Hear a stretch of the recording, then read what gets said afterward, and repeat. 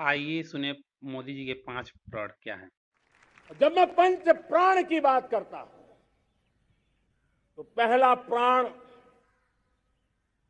अब देश बड़े संकल्प लेकर के ही चलेगा। बहुत बड़े संकल्प लेकर के चलना होगा और वो बड़ा संकल्प है विकसित भारत। अब उससे कुछ कम नहीं होना चाहिए। बड़ा संकल्प। दूसरा प्राण है किसी भी कोने में हमारे मन के भीतर, हमारे आदतों के भीतर गुलामी का एक भी अंश अगर भी अभी भी है तो उसको किसी भी हालत में बचने नहीं देना। अब 100%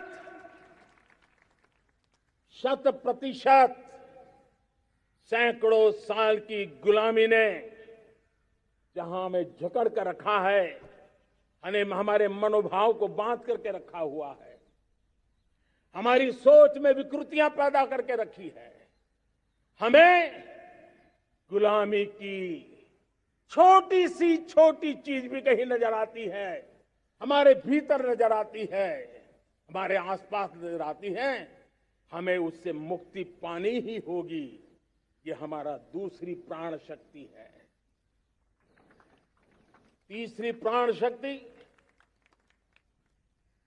हमें हमारी विरासत पर गर्व होना चाहिए। हमारी विरासत के प्रति,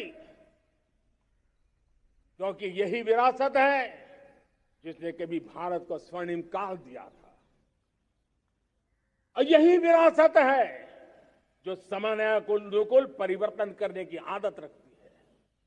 यही विरासत है जो काल बाह्य छोड़ती रही है, नित्य नूतन स्वीकारती रही है। और इसलिए इस विरासत के प्रति हमें गर्व होना चाहिए। चौथा प्राण, वो भी उतना ही महत्वपूर्ण है, और वो है एकता और एकजुटता। 130 करोड़ देशवासियों में एकता, न कोई अपना न कोई पराया।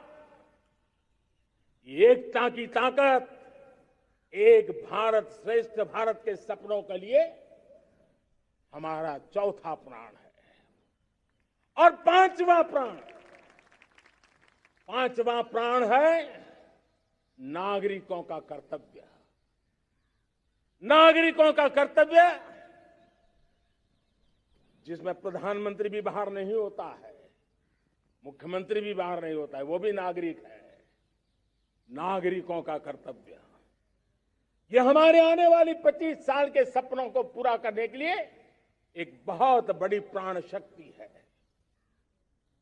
मेरे प्यारे देशवासियों, जब सपने बड़े होते हैं,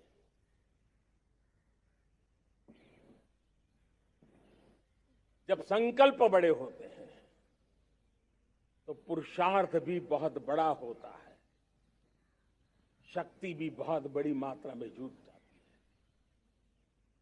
अब कोई कल्पना कर सकता है